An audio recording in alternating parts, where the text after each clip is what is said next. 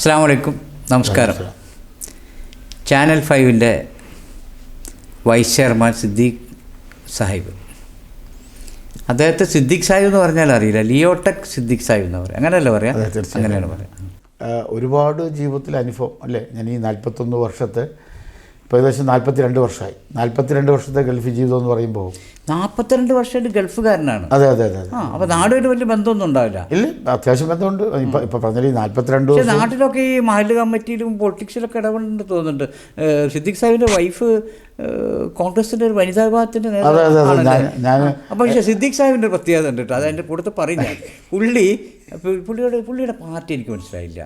അങ്ങനെയല്ല, ജയിക്കുന്ന പാർട്ടി ഇവിടെ ഇപ്പോൾ പിന്നെ ഷാർജ ഇന്ത്യൻ അസോസിയേഷനിൽ തെരഞ്ഞെടുപ്പ് നടന്നു, കേരളത്തിൽ തെരഞ്ഞെടുപ്പ് നടന്നാലും ആരാ ജയിക്കാന്ന് വെച്ചാൽ ആ ജയിക്കുന്ന പാർട്ടിൻ്റെ കൂടെ ഞാൻ സ്വഭാവമുണ്ട് അല്ലേ. അല്ല നാസർക്ക്, അതിന് എന്താ വിഷയം അറിയോ, ഞാൻ മനസ്സിലാക്കിയെടുത്തു, നമ്മൾ വ്യക്തമായ ഒരു ഗ്രൂപ്പിൽ നിൽക്കുമ്പോൾ മറ്റുള്ളവരെ കുറ്റം പറയാൻ നമ്മൾ ബാധ്യസ്ഥ. കുറ്റം പറയാതെ ഗ്രൂപ്പിൽ നിൽക്കാം അല്ല, ബാധ്യസ്ഥരാവില്ല. കാരണം നമ്മളവരെ അംഗീകരിക്കുമ്പോൾ, അവരെ എല്ലാ കാര്യങ്ങളും നമ്മൾ അംഗീകരിക്കുമ്പോൾ അവർ പറയുന്ന എല്ലാം ശരിയാണെന്നുള്ളതല്ലേ അല്ലേ. അപ്പോൾ എന്നെ സംബന്ധിച്ചോളം എനിക്ക് അതിലുപരി അവർ ചെയ്യുന്നതിന് നല്ലതും അവരിൽ നിന്ന് വീഴ്ച ഒന്നും അങ്ങനെ പിന്നെ വിലയിരുത്താനും അങ്ങനെ സംസാരിക്കാനാണ് എനിക്ക് താല്പര്യം. അപ്പോൾ എനിക്ക് ഒരു ഗ്രൂപ്പിൽ നിൽക്കാൻ പറ്റില്ല. അത് ശരി. ആ മഹാമനസ്കർക്ക് വളരെ നന്ദി. കാരണം എനിക്കൊന്നും അങ്ങനെ കഴിയില്ല. എന്നോട് നാട്ടിൽ പലരും ചോദിച്ചിട്ടുണ്ട്, നീ ഏത് രാഷ്ട്രീയക്കാരനാണ്. അപ്പം എൻ്റെ വൈഫ് ഇവിടെ സജീവമായിട്ട് കോൺഗ്രസ്സിൽ പിന്നെ വളരെ ഒത്തിരി കോൺഗ്രസിനോട് ഒരു സ്നേഹം, എല്ലാവരോടും സ്നേഹമുണ്ട്. അല്ല അങ്ങനെയല്ല, കുറച്ച് കൂടുതൽ സ്നേഹം. ചില കുട്ടികൾക്കുണ്ടല്ലോ, വാപ്പാർക്ക് കുട്ടികളോട് സ്നേഹമാണ്, പക്ഷെ ഒരു കുട്ടിയോട് കുറച്ച് കൂടുതൽ സ്നേഹം ചിലപ്പോൾ. അതുപോലെ ഇത്തിരി സ്നേഹം തീർച്ചയായിട്ടും. മാത്രമല്ല എൻ്റെ ഭാര്യ ഒരു കുറച്ച് കോൺഗ്രസ്, അവരുടെ കുടുംബക്കാരൊക്കെ വളരെ സജീവമായിട്ട് കോൺഗ്രസ് പ്രവർത്തിക്കണം. ഇപ്പം ഞാൻ അങ്ങനെ ഉള്ള കോൺഗ്രസിൻ്റെ പ്രസിഡന്റായ പിന്നെ വൈഫിൻ്റെ ഭർത്താവാണ്. രണ്ടർത്ഥം കിട്ടും, അങ്ങനെയല്ല. അപ്പോൾ പിന്നെ പ്രസിഡന്റ്, കോൺഗ്രസിൻ്റെ പ്രസിഡൻ്റായ ഭാര്യയുടെ ഭർത്താവ് എന്ന നിലയ്ക്കും ആ ഒരു സ്നേഹവും, പിന്നെ അവിടെ കൂടെയാണല്ലോ എപ്പോഴും യാത്ര, അവിടെ കൂടെ എല്ലാ പരിപാടികൾക്കും പോകും. അപ്പോൾ അങ്ങനെയുണ്ട്. എന്നാലും സജീവമായിട്ടുണ്ട്. തീർച്ചയായിട്ടും രാഷ്ട്രീയമുണ്ട്, ഒന്നുമില്ലെന്നല്ല. പക്ഷേ അങ്ങനെ സജീവമായിട്ട് മീൻസ് ഒന്നിനോട് മാത്രമല്ല, എല്ലാവരോടും താല്പര്യമുണ്ട്. അതിൽ നല്ലതും ചീത്തയൊക്കെ നമ്മുടെ കഴിവിൽ പരമാവധി മനസ്സിലാക്കാൻ ശ്രമിക്കുന്നു എന്ന് മാത്രമേ ഉള്ളൂ. അപ്പോൾ പറഞ്ഞു വന്നത്, സിദ്ദീഖ് സാഹിബ് നന്മയുടെ കൂടെ നിൽക്കും. എനിക്ക് തോന്നുന്നു പിന്നെ ഭാര്യ, എൻ്റെ നന്മ നാസർക്കായ്ക്ക് നന്മയാണോന്നില്ല. ഇല്ല, അല്ല, പിന്നെ ഭാര്യ ഒരു നന്മവരായതുകൊണ്ട് ഭാര്യയുടെ ആ അതിനോട് ചായ്വ് മാത്രമല്ല, പാരമ്പര്യമായിട്ട് നിങ്ങളൊരു കോൺഗ്രസ് കുടുംബത്താണ് ഞാൻ തീർച്ചയായിട്ടും കോൺഗ്രസ് കുടുംബം തന്നെയാണ് പറഞ്ഞു. അല്ലേ, അതൊരു അനുഭവം.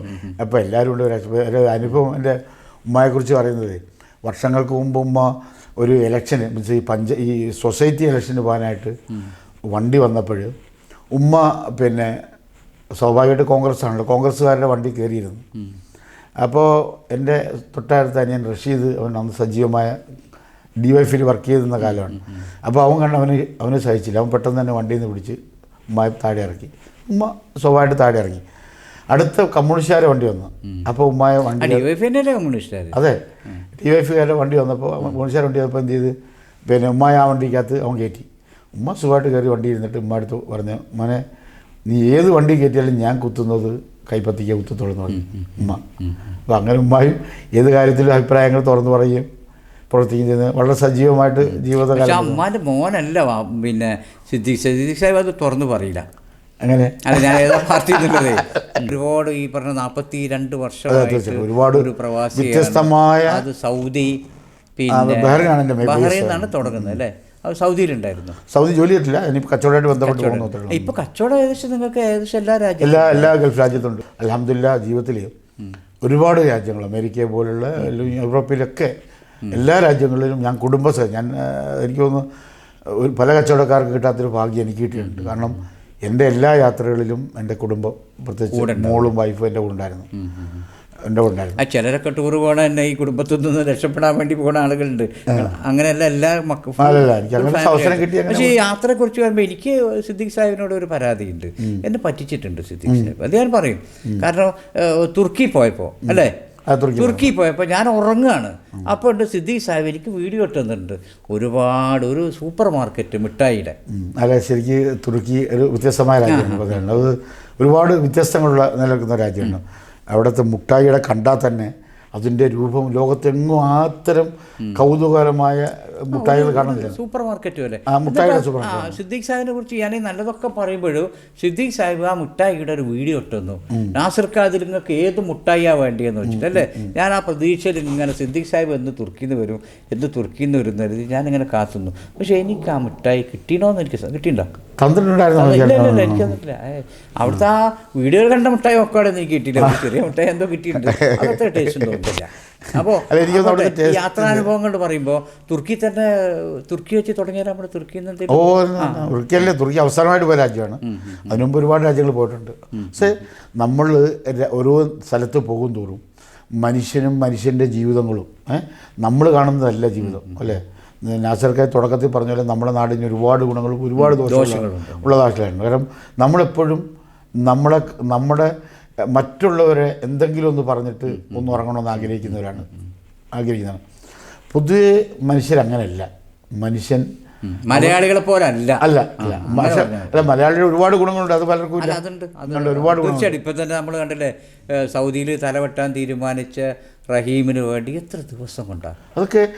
ബോബി ചെമ്മണ്ണൂർ ഞാൻ എപ്പോഴും ബോബി ചെമ്മണ്ണൂരിനെ വേറെ രീതിയിൽ കണ്ട ആളാണ്. പക്ഷെ എനിക്ക് ഇത് അംഗീകരിക്കാതിരിക്കാൻ പറ്റില്ല. അല്ല എൻ്റെ ഒരു ജീവിതത്തിൽ ഒരാളത് പിന്നെ അതിപ്പോൾ വിവാദമായി കൊടുക്കേണ്ടി ഉണ്ടായിരുന്നില്ല ഒക്കെ പറഞ്ഞാൽ അവർക്കൊരു വിഷയം വരുമ്പോൾ അറിയുള്ളൂ. എന്ത് തന്നെ ആയാലും വളരെ വലിയൊരു കാര്യമാണ് അവിടെ ബോബി ചെമ്മണ്ണൂർ ചെയ്തത്. അത് നമ്മൾ അഭിനന്ദിക്കേണ്ട തീർച്ചയായിട്ടും അല്ലേ. എത്ര സമയം കൊണ്ട് അതല്ല അദ്ദേഹം ഒരു നല്ല സമ്പന്നനാണ്. വലിയൊരു സെലിബ്രിറ്റി അല്ല. നല്ല അത്യാവശ്യം കച്ചവടത്തിൽ തിരക്കുള്ള സമ്പന്നനാണ്. ആ സമ്പന്നത നടുന്നുകൊണ്ടാണ് അദ്ദേഹത്തിൻ്റെ ഭാഷയെ പറഞ്ഞാൽ തെണ്ടാൻ ഇറങ്ങിയെന്ന് പറഞ്ഞാൽ അതിനൊരു തൊലിക്കട്ടി വേണം. അല്ല, സമ്പന്നർ തെണ്ടുമ്പോഴേ അതും പറയാം, അതിനൊരു പ്രത്യേകത ഉണ്ട്. ഇപ്പോൾ ഒരു പാവപ്പെട്ട എടുത്തപ്പോൾ നിങ്ങളോട് ചോദിക്കാം, സിദ്ദീഖ് സാഹിബ് ഒരു 100 രൂപ വായ്പ വരുമോ എന്ന് വെച്ചാൽ പടച്ചോനെ ഇല്ലടാ, എൻ്റെ അടുത്ത് തീരെ ഇല്ല. ഞങ്ങളൊക്കെ അങ്ങനെയാണ്, തീരെ പൈസ ഇല്ല, 10 പൈസ ഇല്ല എന്ന് പറയും. ഒരു പൈസക്കാരെന്ന് ചോദിക്കാം, സിദ്ദീഖാൻ ഒരു 10 ലക്ഷം തരൂ, വേഗം ചെക്ക് എഴുതി കൊടുക്കും. അപ്പോൾ ഈ സമ്പന്നനുണ്ടോ ചോദിക്കാൻ മടിയില്ല. ഇനിയിപ്പോൾ ഒരു സമ്പന്നനൊരാളൊപ്പം ഒന്ന് കാശ് ചോദിക്കണമെങ്കിലും ഇപ്പം എന്തില്ല, ദരിദ്രനല്ലാന്ന് പറയാം. ഒരു പാവപ്പെട്ടവൻ എങ്ങനെ ചെയ്യും, സ്വകാര്യമായിട്ട് ഇങ്ങനെ നിന്ന് നിങ്ങളെ പിന്നാലെ അങ്ങനെ നടന്ന് സൗകര്യം സന്ദർഭമൊക്കെ നോക്കി മെല്ലെ ചോദിക്കണം. അപ്പോൾ ഒരു സമ്പന്നന് ഭിക്ഷ നടത്തിയാൽ അയാൾ ആവശ്യത്തിനല്ലല്ലോ, അപ്പോൾ ജനങ്ങൾക്ക് വേണ്ടിയാണ്.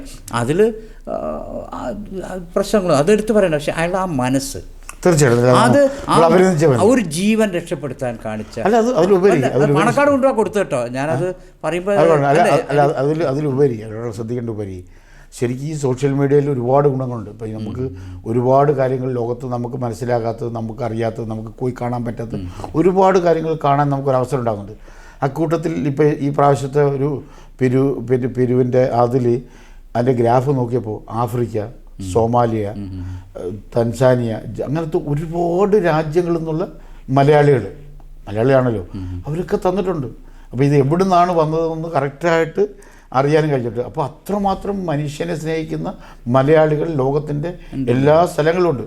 നമ്മൾ എവിടെ ചെന്നാലും മലയാളി ഇല്ലാത്തൊരു സ്ഥലങ്ങളുണ്ട്. പറയുമ്പോഴേ ഞാനെപ്പോഴും ചിലത് ഇങ്ങനെ ഈ കുനിഷ്ട് കണ്ണോട്ട് നോക്കുന്നതാണ്. അപ്പോൾ നമ്മളിങ്ങനെ ഇരിക്കും, ചില ബസ് സ്റ്റോപ്പിലൊക്കെ ഉണ്ടാവും, എല്ലാവരും സുഹൃത്തുക്കളും അങ്ങനെ ഇരിക്കും. പക്ഷേ ഒരു ബസ് സ്റ്റോപ്പിൽ അല്ലെങ്കിൽ ഒരു കടയിലിരിക്കുന്ന ഒരു ബെഞ്ചിലിരിക്കുന്ന ആളുകൾ നമ്മൾ സംസാരിക്കുന്നുണ്ടാവില്ല. ഒരാൾ പിന്നെ വേറെ കുറേ ദൂരത്തുള്ള ഒരാളായിട്ട് ചാറ്റ് ചെയ്യുകയായിരിക്കും വാട്സപ്പിൽ, മറ്റാൾ നേരെ തിരിച്ചു. ഞാൻ ചിലപ്പോൾ തമാശ പറയും, ഒരു ഇങ്ങനെ കളിയാക്കി പറയുമ്പോഴേ ചില ഫാമിലി ഗ്രൂപ്പൊക്കെ ഉണ്ടാവും. ഫാമിലി ഗ്രൂപ്പിൽ ഭർത്താവ് രാവിലെ അസ്സലാമു അലൈക്കും എന്ന് പറയും. ഇപ്പോൾ വാട്സപ്പിലാണല്ലോ എല്ലാം സലാം പറയുക. അപ്പോൾ മരിച്ചാൽ തന്നെ ഞാൻ ഇപ്പോൾ നിങ്ങളെ വിളിക്കും, പിന്നെ ഇപ്പോൾ ഒരാൾ മരിച്ചു നട്ടാൽ സിദ്ദീഖ് സാഹിബ് നിങ്ങളെ ഫോണിൽ ഒരു നല്ല ഇന്നാലില്ലായി ഉണ്ടോ എന്ന്, ഏറ്റവും നല്ല മനോഹരമായ ഇന്നാലില്ലായി കൊണ്ടുപോയിട്ട് അതോട് കഴിഞ്ഞു. ഈ ഞാൻ പറഞ്ഞു വന്നത് പിന്നെ ഭർത്താവ് എന്ത് ചെയ്യും, അസ്സലാമു അലൈക്കും എന്നൊരു ഗ്രൂപ്പിൽ നേരെ ഭാര്യ വലൈക്കും അസ്സലാം എന്ന് പറയും. പെരേന്ന് ഒരു സലാം പറയില്ല, മുണ്ടില്ല, അത് വേറെ കാര്യം. അപ്പോൾ അത് നമ്മൾ വിടുക. അപ്പോൾ ഇത് ഇടയ്ക്കങ്ങനെ ചില കാര്യങ്ങൾ നമ്മളിങ്ങനെ ഇടയ്ക്കിങ്ങനെ കുത്തി നോക്കാൻ ഞാൻ പറ്റില്ലല്ലോ. അല്ല നാസർക്ക, ഇത് പറഞ്ഞേ ഞാൻ ഇപ്പോൾ ബോംബെയിലൊക്കെ യാത്ര ചെയ്യുന്ന സമയത്ത് ടാക്സി ഡ്രൈവറോട് അവന് കയ്യിൽ വലിയ പിന്നെ ഇതുണ്ട്, കയ്യിൽ വലിയ എല്ലാ പക്ക ഒരു RS-കാരനാണ്. അങ്ങനെ കയ്യിലുള്ളവരൊക്കെ അല്ലല്ല, അങ്ങനല്ല ഞാൻ അങ്ങനെ പറഞ്ഞില്ല. അവന് RS-കാരനാണ്, നമുക്കറിയാം. പക്ഷേ അവനോട് ഞാൻ ചോദിക്കും, നീ കോൺഗ്രസിൻ്റെ അല്ല BJPയുടെ പ്രസിഡൻ്റ് ആരാണ് അല്ലെങ്കിൽ എന്ന് പറഞ്ഞാൽ അവനറിയില്ല. അവന് അല്ലെങ്കിൽ ഇവിടുത്തെ ആഭ്യന്തരമന്ത്രി ആരാണ്, അല്ലെങ്കിൽ പ്രസിഡൻ്റ് ആരാണ്, അല്ലെങ്കിൽ ഇന്ത്യൻ പ്രസിഡന്റ് പിന്നെ നമ്മുടെ പ്രധാനമന്ത്രി ആരാന്ന് ചോദിച്ചിട്ട് പോലും അവനറിയില്ല. താമര കണ്ട അറിയും, അതറിയായിരിക്കും. അറിയായിരിക്കും. അത് പക്ഷേ ഞാൻ പറഞ്ഞ ഞാൻ ഒരു രാഷ്ട്രീയമല്ലേ പറയാം, അവൻ്റെ അജ്ഞതയെക്കുറിച്ച് പറയാം. അങ്ങനെ സ്വാഭാവികമായിട്ട് ഈ തലമുറ 10 മണിക്കൂർ മുതൽ 18 മണിക്കൂർ സോഷ്യൽ മീഡിയയിലാണ്.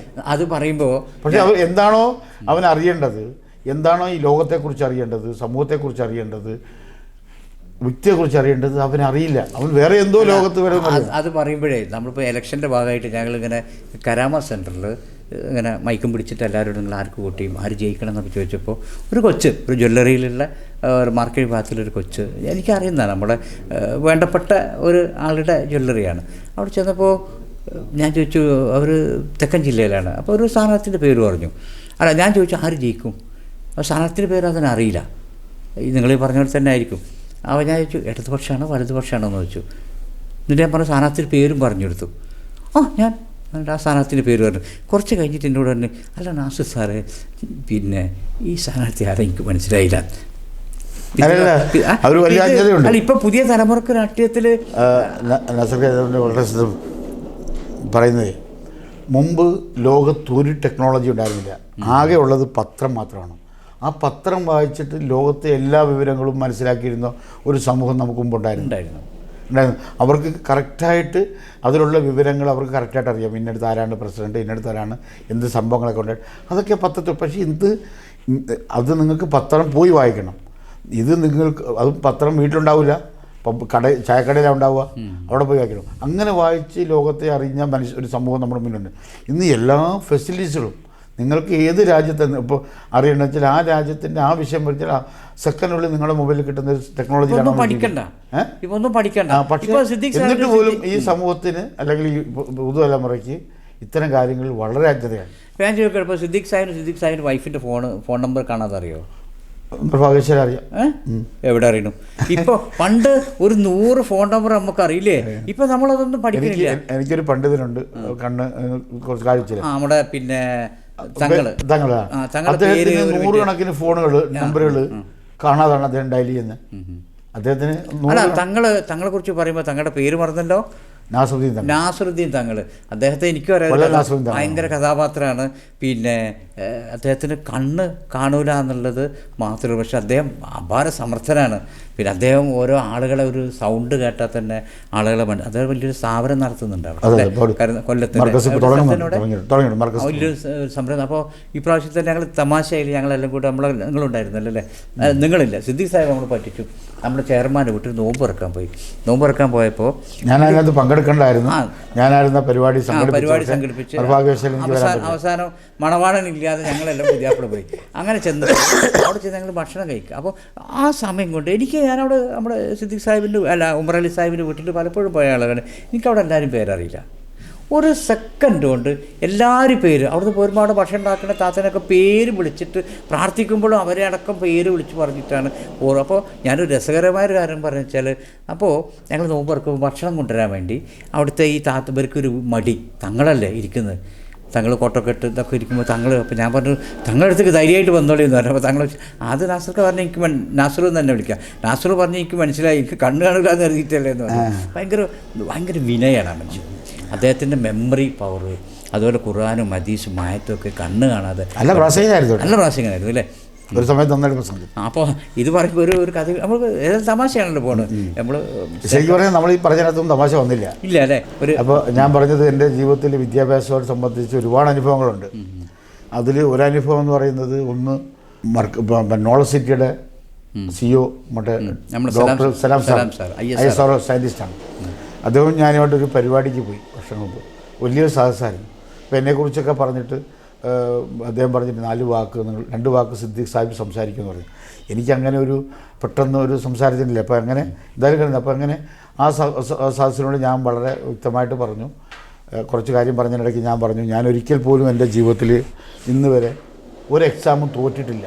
അപ്പോൾ വളരെ ആകാംക്ഷയോടെ അവർ അങ്ങനെ തോറ്റ ചരിത്രം കേട്ടിട്ടില്ല. അപ്പോൾ ഞാൻ പറഞ്ഞു, എൻ്റെ ഡ്രൈവിംഗ് ലൈസൻസ് ആകട്ടെ, സ്കൂൾ വിദ്യാഭ്യാസ സമയത്താകട്ടെ, അങ്ങനെ ഒരു എക്സാമും ഞാൻ തോറ്റിട്ടില്ല എന്ന് പറഞ്ഞു. അങ്ങനെ ഞാൻ പറഞ്ഞു കുറേ വിഷയങ്ങളൊക്കെ പറഞ്ഞതിന് ശേഷം ലാസ്റ്റ് ഞാൻ പറഞ്ഞു, ഞാൻ പഠിക്കുന്ന കാലത്ത് എന്നോട് പലരും പറഞ്ഞു SLC ടഫാണ്. അന്നത്തെ കാലത്ത് 10 to 15% കുട്ടികൾ മാത്രം എഴുതി തന്നെ പാസ്സാണ്. ഇപ്പോൾ ചോദ്യം എഴുതി വെച്ചാലും പാസ്സാവും. ചിലപ്പം അന്ന് ഒരു 5 മുതൽ 10 മാക്സിമം 10%ഒക്കെയാണെന്ന് ജയിക്കുക. അപ്പോൾ ആ ഒരു അനുഭവത്തിൻ്റെ പശ്ചാത്തലത്തിൽ SLC ഭയങ്കര ടഫാണ്. ഞാനതുകൊണ്ട് SLC പഠിച്ചുമില്ല, അതുകൊണ്ട് തോറ്റുമില്ല. പഠിച്ചത് അതൊരു അനുഭവമാണ് കേട്ടോ, നിങ്ങൾക്ക് അറിയേണ്ടതാണ്. പക്ഷേ ഇദ്ദേഹം ഈ ലിയോടെക് എന്ന് പറയുന്ന ആ സംഭവം അവിടെ നടത്തുന്ന കാര്യങ്ങൾ ഇപ്പോൾ നിങ്ങൾ കൂളിംഗ് അല്ലേ? അല്ല, ഞങ്ങൾ കൂളിംഗ് സിസ്റ്റമാണ്. അപ്പോൾ അവിടെ ഞാൻ ശ്രദ്ധിച്ചിട്ടുണ്ട്, ഒരു ഇത്രയും നിങ്ങളിത് കളവ് പറയുന്നുണ്ട്. നിങ്ങൾ എഞ്ചിനീയറിംഗ് കഴിഞ്ഞിട്ടില്ല? ആ വഴിക്കൂടെ ഞാൻ പല വർഷം എഞ്ചിനീയർ കോളേജിൻ്റെ അടുത്ത് പോയിട്ടുണ്ട്. ആണല്ലേ? അതിന് അടുത്തൂടെ പോയിട്ടുണ്ട്. മഴ കഴിഞ്ഞപ്പോൾ കയറിയുന്നില്ല. പക്ഷേ ഒരു പിന്നെ വളരെ പരിചയസമ്പന്ന ഒരു എഞ്ചിനീയറെക്കാളും കൂടുതൽ കൃത്യമായ കാര്യങ്ങൾ ഞാനത് നിങ്ങളുടെ ഫാക്ടറി നടത്താനത് പ്രത്യേകം നോട്ട് ചെയ്തതാണ്. അത് ഞാൻ നിങ്ങളുടെ വിദ്യാഭ്യാസത്തെക്കുറിച്ച് സാധാരണ പറയുക, പുരുഷന്മാരോട് ശമ്പളത്തെക്കുറിച്ചും സ്ത്രീയോട് പ്രായത്തെക്കുറിച്ചും ചോദിക്കാൻ ഞാൻ രണ്ടും ചോദിക്കണമല്ലോ കേട്ടോ. പക്ഷേ എന്തോ അല്ല, സിദ്ദീഖ് സാഹിബിനോട് വിദ്യാഭ്യാസം ചോദിക്കാതിരുന്നത് സിദ്ദീഖ് സാഹിബിൻ്റെ ആ പെർഫോമൻസ് കണ്ടപ്പോൾ ഒരു മെക്കാനിക്കൽ എഞ്ചിനീയറാണ് ധരിച്ചുകൊണ്ടാണ്. അതായത് ഇപ്പോഴത്തെ നാട്ടുകാരൊക്കെ അറിഞ്ഞു, ഇനി അത് കുഴപ്പമില്ല. അപ്പോൾ നമ്മൾ ഈ ഇന്നത്തെ ചർച്ച നമ്മൾ സമയം ഞാൻ നേരത്തെ പറഞ്ഞു വെച്ചുകൊണ്ട് പൂർത്തിയാക്കിയിട്ട് നമുക്ക് ഇനി തുടരണം. കുറേ സംഭവങ്ങൾ നമ്മൾ ഒരു വിഷയം കൂടെ പറഞ്ഞാൽ അവസാനിപ്പിക്കും. മറ്റൊന്നുമില്ല, അങ്ങനെ ഒരു ഫിലിപ്പിയൻ എഞ്ചിനീയർ എന്നോട് ചോദിച്ചു, നീ എവിടെ നിന്നാണ് ഗ്രാജുവേറ്റ് എടുത്ത്, from where you got graduation from refrigeration എന്ന് ചോദിച്ചിട്ടുണ്ട്. അപ്പം ഞാൻ വളരെ മടിയില്ലാതെ ഞാൻ പറഞ്ഞു, ഞാൻ ഫ്രം തൊടിയൂർ യൂണിവേഴ്സിറ്റിയിൽ നിന്ന്. തൊടിയൂർ യൂണിവേഴ്സിറ്റി കാരണം തൊടിയൂർ യൂണിവേഴ്സിറ്റി ഞാൻ പഠിച്ച മദ്രസയാണ്. അപ്പോൾ അവിടെ നിന്നാണ് ഞാൻ ഗ്രാജുവേഷൻ എടുത്ത് റെഫ്രിജറേഷൻ എന്നാണ് ഞാൻ പറഞ്ഞത്. അപ്പോൾ എൻ്റെ കൂടെ നിന്ന് നാട്ടുകാരനായ നാസർ ഉണ്ടായിരുന്നു, തോപ്പിൽ നാസർ, എൻ്റെ കൂടെ വർക്ക് ചെയ്യുന്നു, ഇപ്പോഴും വർക്ക് ചെയ്യുന്നുണ്ട്. അപ്പോൾ അവൻ ഭയങ്കരമായി ചിരിച്ചു.